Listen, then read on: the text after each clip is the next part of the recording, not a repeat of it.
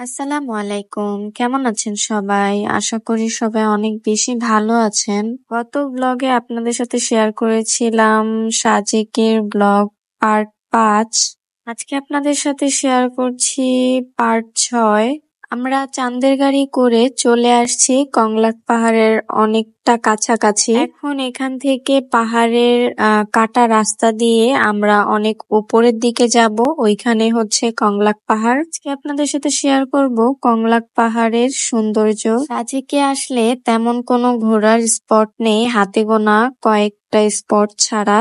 কয়েকটা স্পটের মধ্যে থেকে আজকে আমরা যাচ্ছি হচ্ছে কংলাক পাহাড়ে। যারা আমার সাজেকের ব্লগগুলো এখনো দেখেননি তারা হচ্ছে আমার পেজে ব্লগগুলো যেয়ে দেখে নিবেন। আমার মেয়ে পাহাড়ের রাস্তাগুলো দিয়ে টুকটুক করে হেঁটে যাচ্ছে তার পাপার সাথে। সোয়া পাখিকে দেখতে কেমন লাগছে সবাই একটু কমেন্ট করে জানাবেন, সবাই একটু মাশাআল্লাহ বলে দিবেন। সোয়াকে একটু বলেছিলাম তুমি একটু পোজ নাও, আমি তোমার কয়েকটা সুন্দর ছবি তুলে দিই। বলার সাথে সাথেই ও পোজ নেওয়া শুরু করে দিয়েছে। চশমাটা খুলে আগে হচ্ছে ওর জামার ভিতরে দিয়ে দিল, তারপর এখন এই যে ঢং করে পোজ নিচ্ছে। আর ওর বাবা ওর কাণ্ড দেখে সাইডে দাঁড়িয়ে হাসছিল। তারপর আমরা আবার হাঁটা শুরু করে দেই। এখান থেকে প্রায় 15-20 মিনিট হাঁটতে হবে। ভাগ্য ভালো আজকে বৃষ্টি ছিল না, যদি বৃষ্টি থাকতো তাহলে এই মাটিতে বৃষ্টি হলে একদম কাদা কাদা হয়ে যায়, তখন আর উঠা যায় না।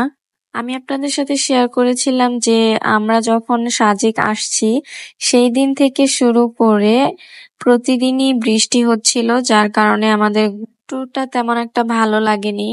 উপরে উঠতে উঠতে সোহা অনেক বেশি হাঁপিয়ে যাচ্ছিল আর বলতেছিল যে মাম্মি আর কত দূর। ওই যে দেখতে পাচ্ছেন ওখানে গাড়ি সিএনজি রাখা আছে, ওইখান থেকে আমরা এ পর্যন্ত চলে আসছি। আরো অনেক দূর হেঁটে উপরে উঠতে হবে, তারপর আমরা কংলাক পাহাড়ে যেয়ে পৌঁছাবো। উপরে উঠতে উঠতে হাঁপিয়ে যাচ্ছিলাম, কিন্তু অনেক সুন্দর বাতাস ছিল যার কারণে মনটা একদম ভরে যাচ্ছিল। সামনে আমরা একটা বড় গাছের নিচে কিছুক্ষণ রেস্ট নিলাম, অনেক বেশি বাতাস ছিল। ওয়েদারটা এত বেশি সুন্দর ছিল, একটু হালকা হালকা রোদ, তার মধ্যে আবার একটু মেঘলা মেঘলা, আর হচ্ছে অনেক বেশি বাতাস। দূর থেকে দেখে মনে হচ্ছে আকাশটা কালো হয়ে যাচ্ছে আর কালো মেঘগুলো চলে আসতেছে কাছে। কেন যেন মনে হচ্ছে হয়তো বা আবার বৃষ্টি হতে পারে, যেহেতু সকালে বৃষ্টি হয়েছিল তাই মনে হচ্ছে আবার একটু বৃষ্টি হতে পারে। অনেক দূর থেকে কালো মেঘ একদম চলে আসছিল কাছাকাছি, আর অনেক বেশি বাতাস ছিল। ভাবছিলাম যদি এখন বৃষ্টি নেমে যায় তাহলে কি একটা অবস্থা হবে, তেমন সুন্দর মতো ঘুরতেও পারবো না। এই চিন্তা করতে করতেই দেখলাম এক আপু তার মেয়েকে নিয়ে কত দ্রুত করে নেমে যাচ্ছে। মাথার সাথে একটা ঝুড়ি নিয়ে, তার ঝুড়ির ভিতরে যেন কি ছিল তেমন একটা খেয়াল করতে পারিনি। আচ্ছা আপনারা বলেন তো আপনাদের কাছে কি পাহাড় ভালো লাগে নাকি সমুদ্র ভালো লাগে? আমার কিন্তু দুইটাই ভালো লাগে, পাহাড়ও ভালো লাগে সমুদ্রও ভালো লাগে। দুইটা জিনিসেরই দুই রকম সৌন্দর্য রয়েছে। আমরা অনেকটা উপরে চলে আসছি, উপরে যেয়ে দেখলাম অনেকগুলো খাবারের দোকান ছিল, চায়ের দোকান ছিল। যেহেতু আমরা একটু আগেই খাওয়া দাওয়া করে তারপর গাড়িতে উঠে এখানে চলে আসছি কংলাক পাহাড়ে, তো আমাদের তেমন একটা খিদা নেই। হঠাৎ করে চোখ পড়লো পাহাড় কেটে এখানে নাম লিখে রেখেছে। মানুষের মনে কত ভালোবাসা তাই না? এতটা সময় আর ধৈর্য নিয়ে পাহাড় কেটে তারপর হচ্ছে প্রিয়জনের নাম লিখেছে। যতই সামনে যাচ্ছি খালি পাহাড় আর পাহাড়, আর নিচের দিকে তাকালে মনে হচ্ছে এই বুঝি পড়ে গেলাম। উপর থেকে নিচে তাকানোর সাহস পাচ্ছিলাম না, মনে একটা ভয় কাজ করছিল কখন যেন স্লিপ কেটে একদম নিচে পড়ে যাই। আসলে আমি মৃত্যুকে ভয় পাই না, কারণ একদিন না একদিন সবাইকে তো মৃত্যুর স্বাদ গ্রহণ করতেই হবে। অনেক বেশি বাতাস থাকার কারণে কেমন একটা শীত শীত অনুভব হচ্ছিল। আর সাজেক হলো এমন একটা জায়গা যেখানে আপনার রাতে কোনো ফ্যান ছাড়া লাগবে না, অনেক বেশি শীত করবে। আর যদি বৃষ্টি হয় তাহলে তো কোনো কথাই নাই, মনে হবে আপনি হচ্ছে শীতকালে চলে এসছেন। যেহেতু সাজেক স্থল থেকে অনেক উঁচুতে একদম মেঘের কাছাকাছি, এই কারণে এই জায়গাটা অনেক বেশি ঠান্ডা থাকে। একটু সামনে যেতেই আমার চোখে পড়লো এই ফুল গাছগুলো। এই ফুলগুলো আমার অনেক বেশি ভালো লাগে। এটা দিয়ে কিভাবে যেন ব্রেসলেট, মাথার মুকুট, তারপর হচ্ছে আংটি তৈরি করে। আমি আসলে এটা জানি না, হয়তো কয়েকবার চেষ্টা করলে পারবো। আমি এখান থেকে কয়েকটা ফুল ছিঁড়ে নিলাম। ফুল ছিঁড়ে এখন আমি আমার জামাইকে খুঁজতেছিলাম তাকে দেয়ার জন্য। এখন ওকে তো আর খুঁজে পাচ্ছি না। তারপর দেখলাম ও অনেকটা সামনে চলে গিয়েছে। ফুলগুলো যখন আমি ওর হাতে দিলাম, ওর রিয়েকশনটা একটু খেয়াল করেন। ও কেমন যেন করছিল আর এত বেশি লজ্জা পাচ্ছিল, কারণ আশেপাশে অনেক বেশি মানুষ ছিল, যার কারণে ও অনেক বেশি লজ্জা পাচ্ছিল।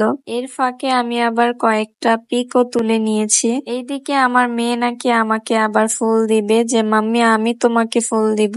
এই মোমেন্ট গুলা কত বেশি স্পেশাল, তাই না বলুন? সোহা আমাকে সবসময় স্পেশাল ফিল করায়, এজন্য অনেক অনেক অনেক বেশি ভালোবাসি আমি আমার মেয়েকে। ফুল দেয়া শেষে এখন হচ্ছে আবার হাঁটাহাঁটির পালা। একটু সামনে যেতেই দেখতে পেলাম সাইনবোর্ড। সাইনবোর্ডে লেখা ছিল কংলাক পাহাড়ে স্বাগতম। তার মানে হচ্ছে আমরা কংলাক পাহাড়ে চলে আসছি। আমরা যারা গাছ প্রেমী আছি তারা কিন্তু যেখান সেখান থেকেই গাছ চুরি করার একটা মন মানসিকতা তৈরি করে ফেলি। এই পাতাবাহারের মতো গাছগুলো দেখে আমার হচ্ছে একটা শয়তানি বুদ্ধি চলে আসে মাথায়, যে আমি এগুলো নিয়ে যাব। যাওয়ার সময় পাশেই দেখতে পেলাম পাহাড়ি মরিচ গাছ। এই মরিচগুলো এত বেশি ঝাল হয়, আমি শুনেছিলাম যে এই মরিচগুলো অনেক বেশি ঝাল হয় সেগুলো নাকি আকাশের দিকে মুখ করে থাকে। এই যে এখন যে উপরে চলে আসলাম, এই জায়গাটাই মূলত হচ্ছে কংলাক পাহাড়। আর কংলাক পাহাড়ের সৌন্দর্যটা যে কি সুন্দর! উপরে উঠেই দেখলাম এখানে আমাদের ছাড়াও আরো অনেক মানুষ ছিল, যারা এখানে দাঁড়িয়ে সুন্দর সুন্দর ছবি তুলছিল।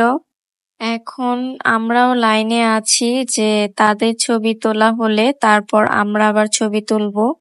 তারপর দেখতে পেলাম এখানে দুইটা দোকান আছে, বসে থাকার মতো স্পেস আছে। এখন আবহাওয়াটা দেখেন অনেকটা কিন্তু চেঞ্জ হয়ে গিয়েছে, মনে হচ্ছে বৃষ্টি হবে হবে ভাব। আর সোয়া পাখি দেখেন এখানে দৌড়াদৌড়ি করছে, ওখানে দৌড়াদৌড়ি করছে।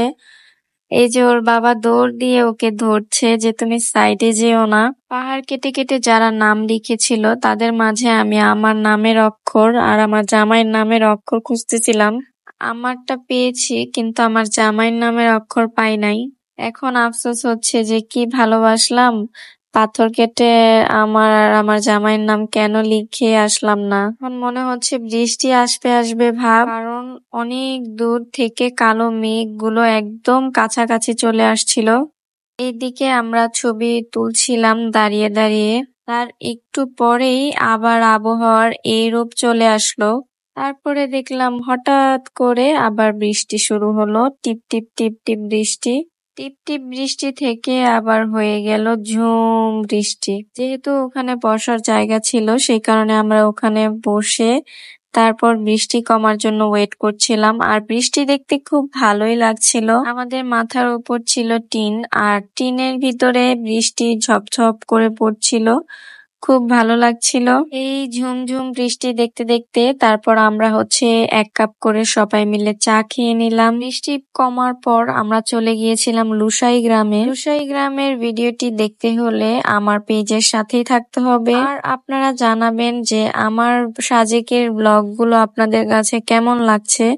যদি ভালো লেগে থাকে তাহলে অবশ্যই একটা কমেন্ট করবেন। আল্লাহ হাফেজ, সবাই ভালো থাকবেন, সুস্থ থাকবেন।